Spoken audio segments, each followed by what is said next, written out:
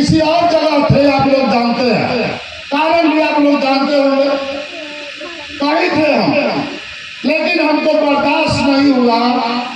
हम सोचे कि भाई सुदामा जी, भाई दीपांकर जी जो इस नाव के खोया है और पूरे बिहार में और देश में जो गठबंधन बना है, इंडिया गठबंधन, उसके एक अंग है और आफत आया हुआ है, लोग काफी गुमराह है, तो सोचे कि इसमें हम भी अपना भागीदारी दें, क्योंकि फिर जब गड़बड़ हो जाएगा तो घर बैठ के आप रोइएगा, हम भी रोएंगे, कोई चूक कराने वाला नहीं रहेगा। साथियों, ये नली और गली का लड़ाई नहीं है, ये सोलिंग और ढलैया का लड़ाई नहीं है, ये एमएलए फंड का लड़ाई है और एमपी फंड का लड़ाई नहीं है, ये देश में कानून बनाने का लड़ाई है। जब देश में कानून बनेगा और वो कानून गरीब के हक में बनेगा, इसका लड़ाई है। इसलिए हम आपके अभी हम मिले भी नहीं हैं, अभी हम इस्तीफा दे करके आपके बीच में आए हैं। सुने कि दीपांकर जी का प्रोग्राम है, जो हमारे नेता हैं, और इनका भाषण हम सुनने आए हैं, भाषण देने भी नहीं आए, लेकिन आए हैं तो कुछ ना कुछ तो बोलेंगे।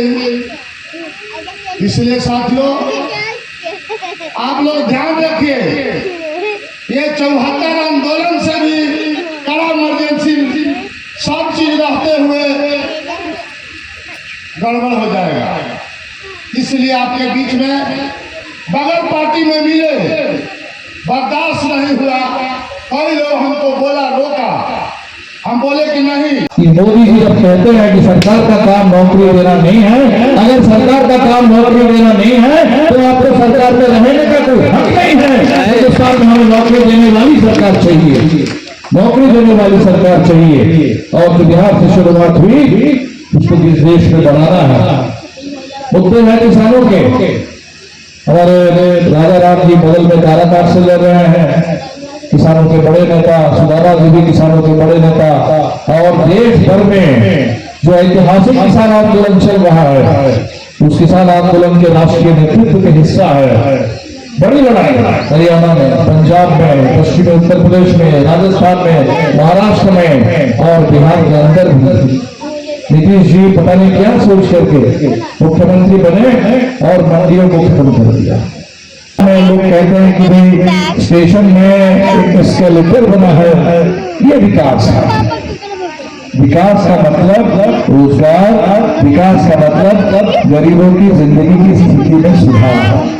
जो सड़कें बन रही है, जो सड़क पर जो गाड़ी चलती है, आप जो टोल टैक्स देते हैं, उससे सरकारी खजाना भर रहा है, तो हमारा ही पैसा है।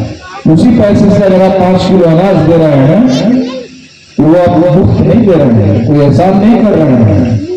और सबसे बड़ा सवाल कि गरीबों की मांग क्या है? अगर हम राशन की मांग करें तो हमारी मांग 5 किलो अनाज नहीं है, हमारी मांग और हमारा हक है इस देश में कि हमें पूरा बिल्कुल पौष्टिक भोजन मिले, भोजन का पूरा अधिकार मिले।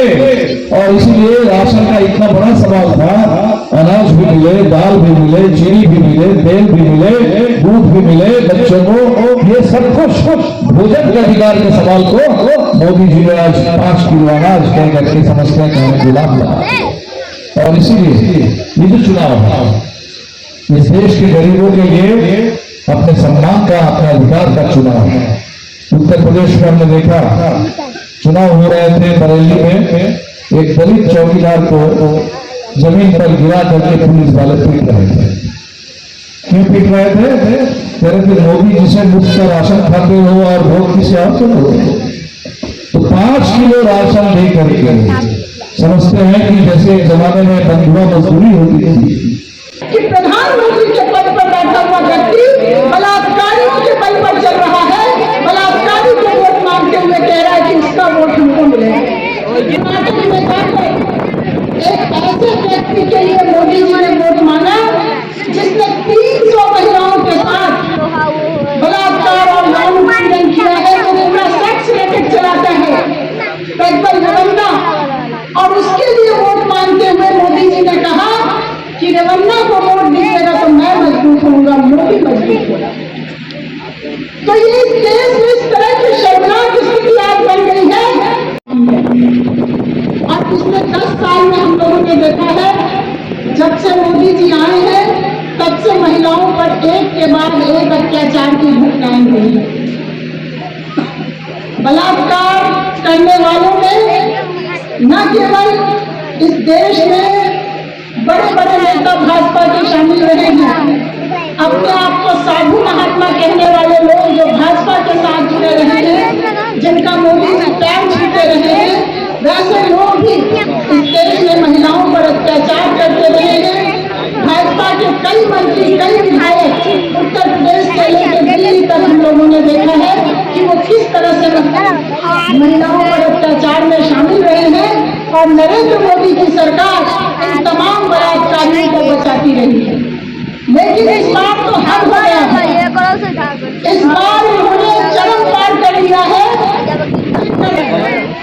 और हम लोग देख रहे हैं कि नीचे भी जब ये बड़े बड़े अपराधियों को संरक्षण मिलता है, तब नीचे भी अपराधियों का, बलात्कारियों का मनोबल बढ़ता है। और अगर इस भोजपुर की बात करें, कुछ साल पहले आप याद कीजिए, इसी भोजपुर में 4 दलित लड़कियों के साथ बलात्कार की घटना हुई थी, सामूहिक बलात्कार की घटना हुई थी। कुंडली कोई ज्यादा दूर नहीं होगा यहाँ से। और उस समय एक तरफ महिला संगठन के लोग बलात्कारियों को सजा दिलाने के लिए लड़ रहे थे। हमारे सुदामा प्रसाद दिन भर रात तक बैठ करके बलात्कारियों को गिरफ्तार करने के लिए, FIR करने के लिए लड़ रहे थे। और दूसरी तरफ भाजपा के लोग, ये RK सिंह के लोग, याद कीजिए क्या किया था, बलात्कारियों को बचाने के लिए भोजपुर बंद का कॉल दिया था। तो आज यहाँ की जनता को चुनना है कि बलात्कारियों को बचाने वालों के पक्ष में खड़े होंगे कि महिलाओं के मान सम्मान के लिए लड़ने वाले नेता के पक्ष में खड़े होंगे। ये भोजपुर के लोगों को आज तक करना है। इसी भोजपुर में हम लोगों ने देखा है, अग्निवीर योजना, रेलवे, तमाम चीजें आप जानते हैं, उस पर आगे बातें होंगी। मुझे क्या समाये हुए हैं उनके साथ नहीं जाने वाला है। हम लोग देख रहे हैं कि महिलाएं कर्ज में डूबी हुई हैं। सहारा में बहुत सारी महिलाओं ने गांव-गांव घूम रहे हैं हम लोग। जब महिलाओं से बात होती है, बेटी की शादी के लिए पैसा जमा किया था उन्होंने सहारा में, किसी और जरूरी काम के लिए बचत कर करके छुपा कर पैसा उन्होंने जमा किया था सहारा में कि ये हमारे कठिन दिन के समय सहारा बनेगा। लेकिन सहारा का पैसा डूब गया। आप जानते हैं इस देश में सहकारिता मंत्री कौन है? इस विभाग को चलाते हैं अमित शाह, जो मोदी जी के दाहिने हाथ है। और आज सहारा में महिलाओं का पैसा डूब गया है, लेकिन मोदी जी की सरकार महिलाओं के पैसा को वापस करने के लिए कहीं कोशिश नहीं कर रही है। इस भोजपुर से लेकर पटना तक और हर जगह आवाज उठाया है और उसके बाद थोड़ा बहुत दबाव बना है, लेकिन आज भी सहारा का पैसा डूबा हुआ है। आज भी महिलाएं कर्ज पर कर्ज लेने को मजबूर हो रही हैं। जब हम लोग गाँव में घूम रहे हैं, ये लोग जीविका की महिलाओं के हाथ में मेहंदी लगवाते चल रहे हैं। जीविका की बहनों ने कहा कि ये मेहंदी लगा रहे, लगवाने दीजिए।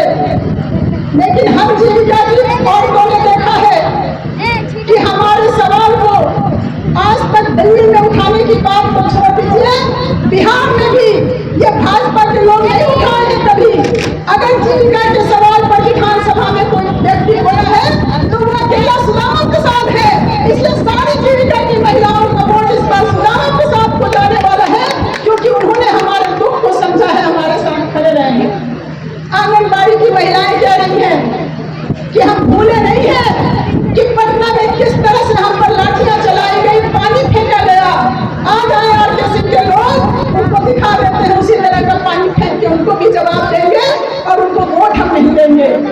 हम लोगों ने कहा कि बस इसका जवाब आप वोट से दीजिए। विरोध करने का हमारा